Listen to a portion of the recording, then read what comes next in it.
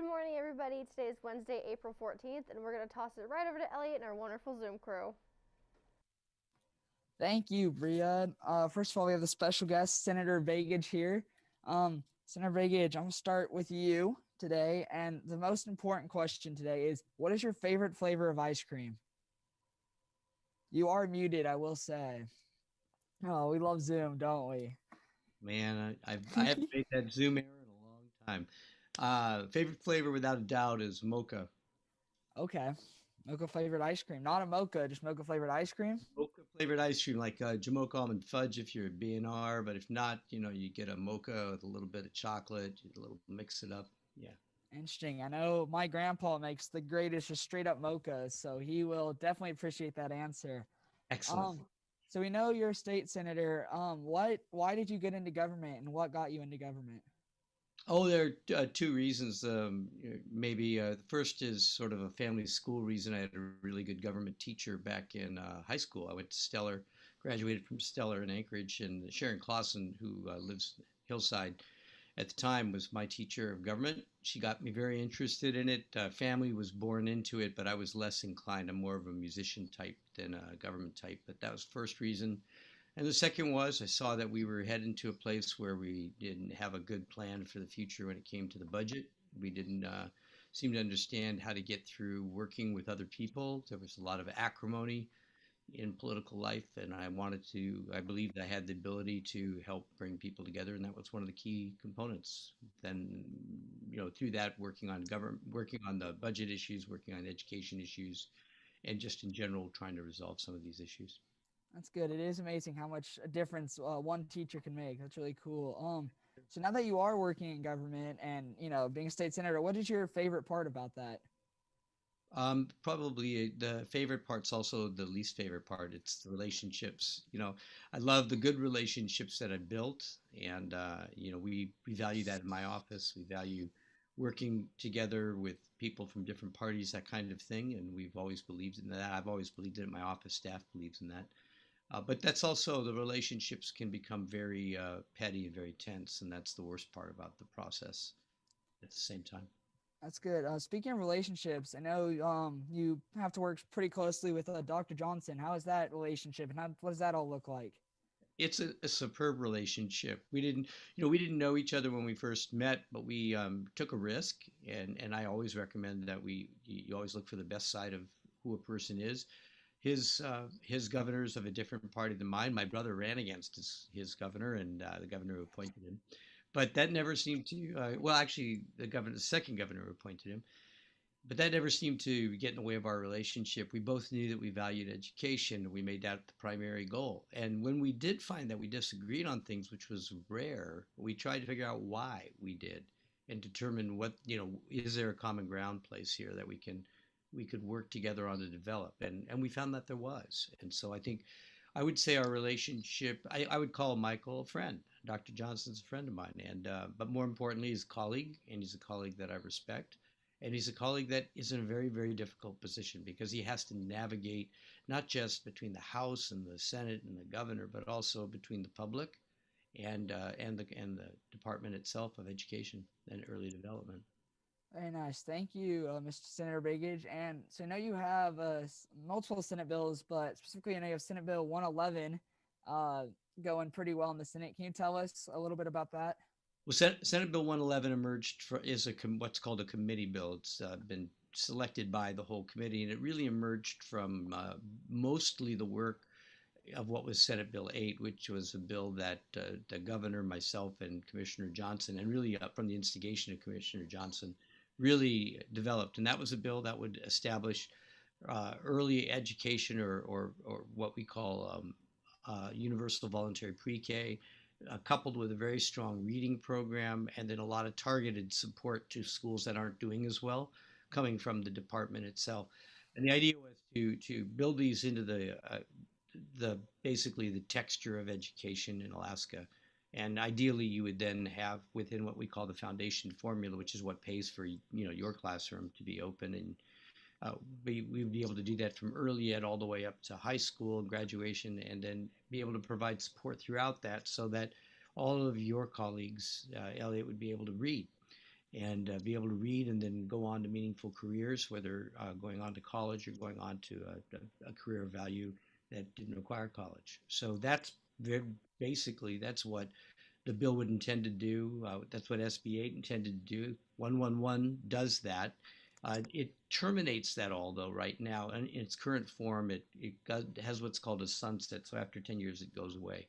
And I'm not inclined to support that. I want to continue the process and then constantly check on progress and retool and do what we need to do to make working education policy in the state. It also includes virtual education consortium, a couple little arcane elements that are things that help school districts function in the time of COVID. And then there's a couple other smaller elements to the bill, but that's the bulk of the bill. That sounds very nice. Definitely lots of important stuff going on there. I agree. Definitely wouldn't want it to go away after 10 years. I find it very helpful to know how to read, even though I'm just in high school. So that is definitely an important bill. Is there anything else before we talk to Don?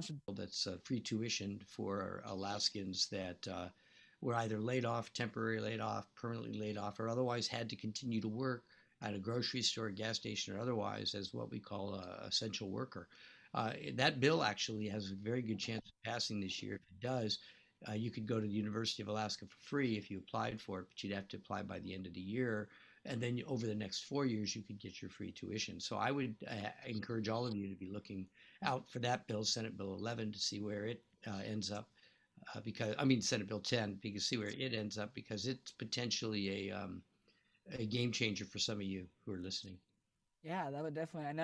I definitely know some people who are grocery store, and working at essential places that would definitely benefit from free tuitions. That's very nice.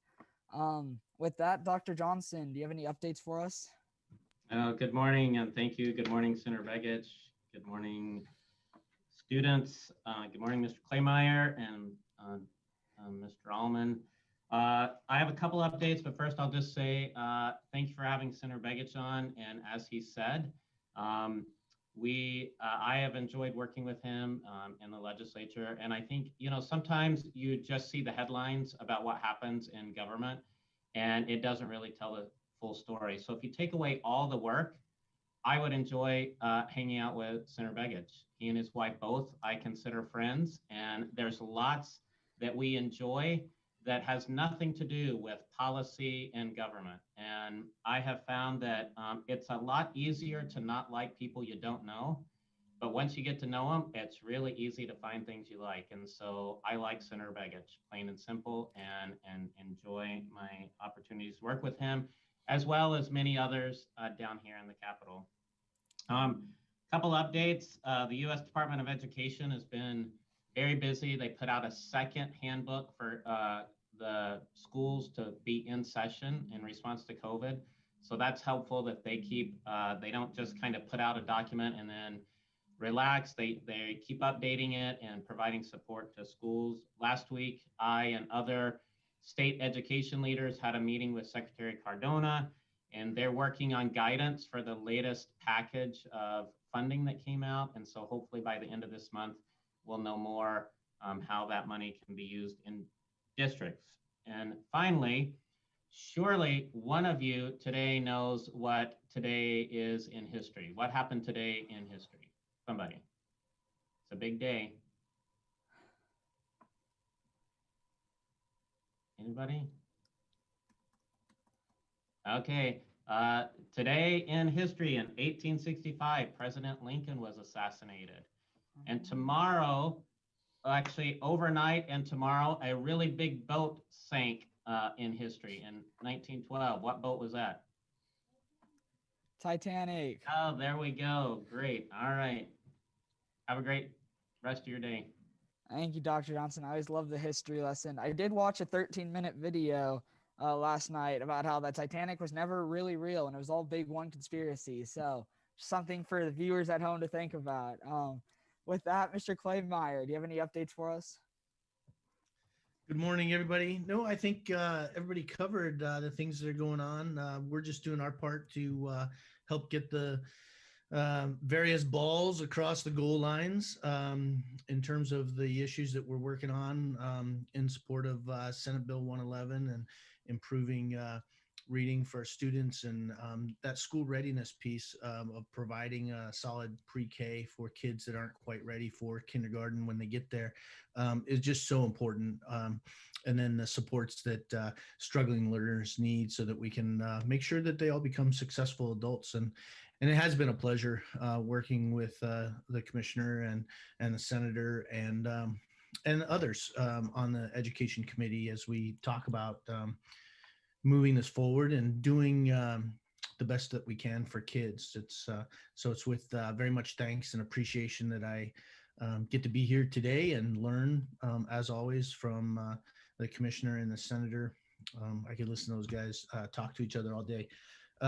And of course, most of our members are in classes with you guys or preparing to be in classes. And so they don't get to actively participate quite as much. They can submit written testimony, or the Senate Education Committee was gracious enough to have a Saturday public testimony period last weekend. And so some of our members were able to call in, but I get to be that spokesperson, that voice to represent them. And so there's a session today that we'll be doing just that, speaking to the Senate Education Committee, and I look forward to that. And working on the other issues. We're always talking about fixing the retirement system. There's lots of collective bargaining going on around the state, and working on supporting members there, and all trying to do this to improve outcomes for students. And this year, to survive, right? Get to the end of the year. I know you guys are feeling it. I hear it from my wife, how our students are feeling it. She's a high school teacher, and how she's feeling it as well. So hang in there, guys. We're only a matter of weeks away, and you can do this. And, take a deep breath, and we'll regroup and start again in the summer or next year, whatever that happens to be. So thanks, everyone. Thank you, Mr. Claymire. And I will ask, you said there's a legislative session, what you said today. How can people watch that if they're really interested in it, if they can? Yeah, I think they publish it a number of ways. Gavel to Gavel is a show where they stream it. And then also, if you go to akledge.gov, the schedule of the different hearings are there, and you can watch them live. All right. Thank you, Mr. Claymire. Dr. Johnson, Dr. Allman, of course, thank you for joining us. And of course, I want to give a very special thanks to Senator Begich for coming on this show. And with that, I'm going to give it to Bria. Thank you, Elliot, and our wonderful Zoom crew. That's all we have for today, so thank you guys so much for tuning in. And again, thank you so much, Senator Begich, for all your time this week. Remember to watch our other live show at noon, and if you have any questions, send them to asktheden.org. And have a great Wednesday.